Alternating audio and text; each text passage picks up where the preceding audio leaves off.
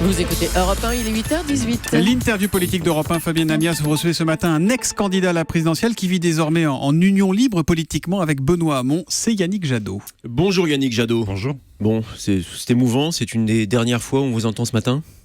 C'est une des dernières fois que vous m'invitez. C'est pas gai votre matinale. Non, j'espère. Non, j'espère. Je reste plus que jamais dans le jeu politique.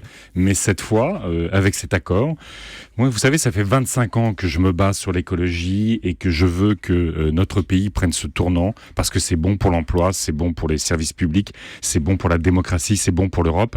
Et cette fois, l'opportunité nous est offerte de gagner et de mettre en place toutes les politiques qu'on défend depuis des décennies. Oui, mais alors vous restez Yannick Jadot, ok, on vous entend très bien, mais alors à quelle place ? J'ai regardé, c'était intéressant, hier on a reçu l'organigramme de campagne que la presse de Benoît Hamon envoie à tous les journalistes, ils appellent ça la gouvernance politique de Benoît Hamon.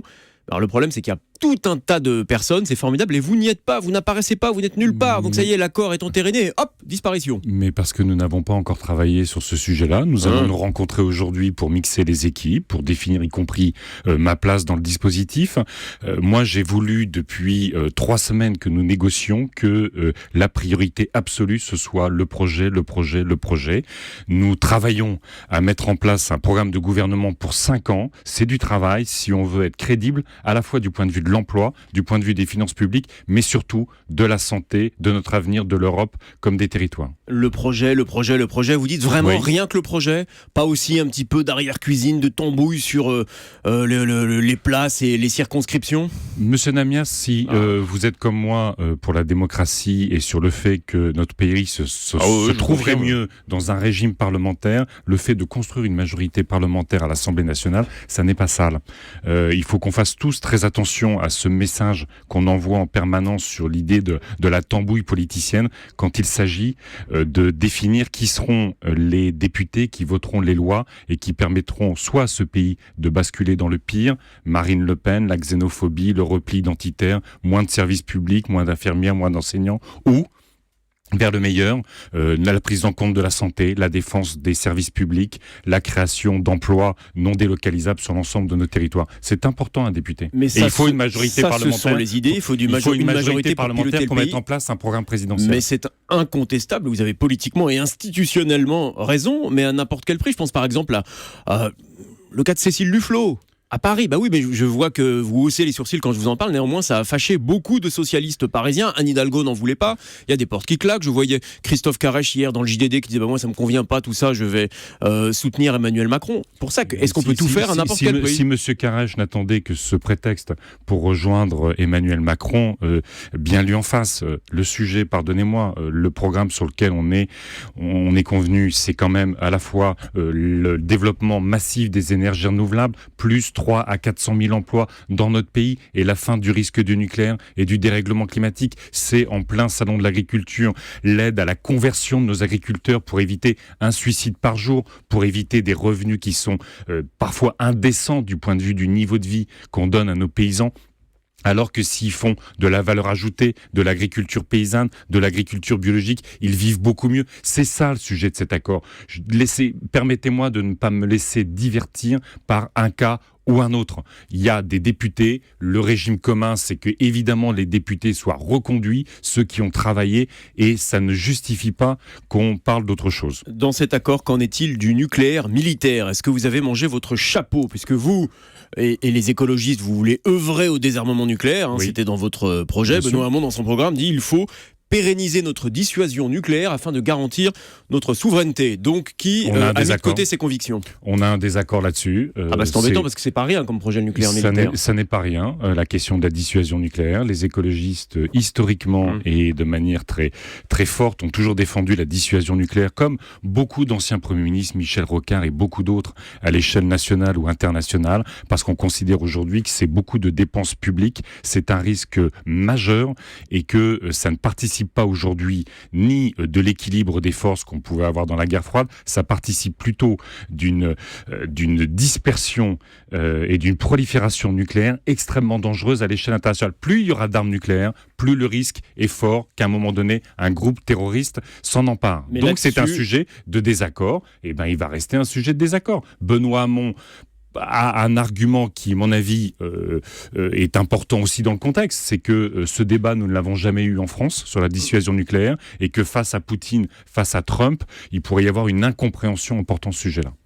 On reposera la question à Benoît Hamon. Jean-Luc Mélenchon, justement, Benoît Hamon en parlait hier soir, il ne vous rejoindra pas. Est-ce que ça veut dire que le candidat socialiste a perdu toutes ses chances de gagner ? Non. Pour moi, si nous avons fait cet accord, c'est pour jouer la gagne. C'est pour jouer la gagne. 50% des électrices et des électeurs aujourd'hui ne savent pas pour qui voter. Et moi, ce que je veux, c'est que ces électeurs retrouvent l'adhésion à la politique, se réconcilient avec la politique, avec des propositions qui leur font du bien. Oui, mais alors, J'entends pour jouer en la gagne, permanence... est-ce qu'on voit dans les enquêtes ? Alors je sais, il faut se méfier des enquêtes, c'est la photographie un jour J. Bon, on va faire tout ce qu'il faut pour prévenir à chaque fois, mais néanmoins... Benoît Hamon, ce matin, dans un sondage Sofres que publie Le Figaro, il est 11 points derrière Emmanuel Macron, 14% d'intention de vote. Regardez l'extraordinaire volatilité des électorats et de la situation politique. Cette élection présidentielle, on a l'impression que c'est le calendrier de l'Avent. Tous les jours, on ouvre une petite pochette et on ne sait pas quelle sera la surprise. Moi, je vois aussi un incroyable déplacement de l'électorat d'Emmanuel Macron, de la gauche vers la droite. Je vois 50% des électeurs qui attendent qu'on s'occupe de leur santé, qui attendent qu'on leur trouve un emploi, qui attendent d'avoir un service public, une école qui réponde à l'ambition qu'ils ont pour leurs enfants, qui attendent que l'Europe soit un vecteur de civilisation sur l'état de droit, la démocratie, la protection de l'environnement et les droits sociaux. Et moi, je veux les convaincre là-dessus. Moi, la stratégie du moins pire contre le pire, je commence à en avoir ras-le-bol. C'est la stratégie de Clinton, c'est celle qui a perdu. La stratégie du renoncement face au vote de colère, ça perd, ça finit toujours par perdre. De cette stratégie, parce que j'ai entendu quelqu'un juste avant le journal de 8h que vous connaissez bien, dont vous êtes assez proche d'ailleurs, qui s'appelle Danny Cohn-Bendit et dont on découvre que vous savez aussi l'imiter. Alors il vous apprécie beaucoup, mais et c'est un écologiste convaincu. Et pourtant, l'un de ses arguments, à l'entendu, c'est le meilleur rempart pour battre Marine Le Pen aujourd'hui, il s'appelle Emmanuel Macron. Si ça apparaît être le cas dans la campagne, est-ce que vous pourriez le rejoindre ?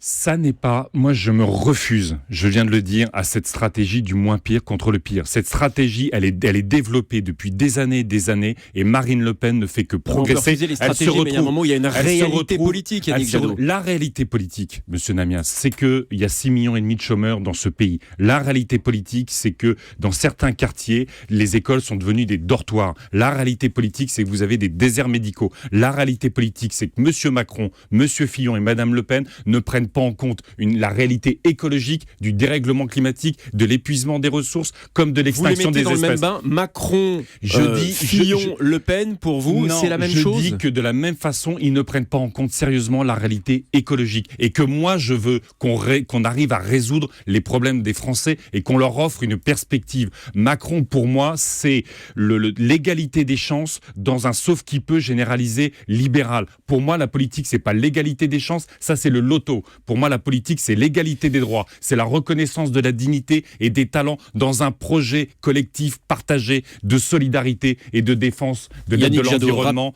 des femmes, des hommes et de leurs enfants. C'est ça la politique. Rapidement, est-ce que nous sommes aujourd'hui dans un climat de guerre civile, comme le dénonce François Fillon hier ? Il en appelait au gouvernement. Et d'ailleurs, ce matin, Bernard Cazeneuve, lui, l'appelle à la responsabilité. Votre point de vue là-dessus ? Je pense que M. Fillon, comme Mme Le Pen, auraient, s'ils avaient un petit peu de sincérité dans leur défense de l'intérêt général, devraient disparaître de la scène politique au regard des affaires dans lesquelles ils sont impliqués. Madame Le Pen, c'est le parti de l'étranger. Quand il s'agit des financements, c'est le parti des affaires et de la fraude quand il s'agit de la justice. Et donc, moi, je considère que, vous avez la plupart des pays européens, ils ne seraient même plus là. Ils seraient loin, ils seraient cachés dans leur maison du fait des comportements immoraux et non éthiques en matière des gens qui prétendent défendre l'intérêt général, qui prétendent s'occuper des Françaises et des Français et qui détournent l'argent public ne devraient pas pouvoir être candidats à l'élection présidentielle. Enquête pour le moment, c'est pas encore démontré.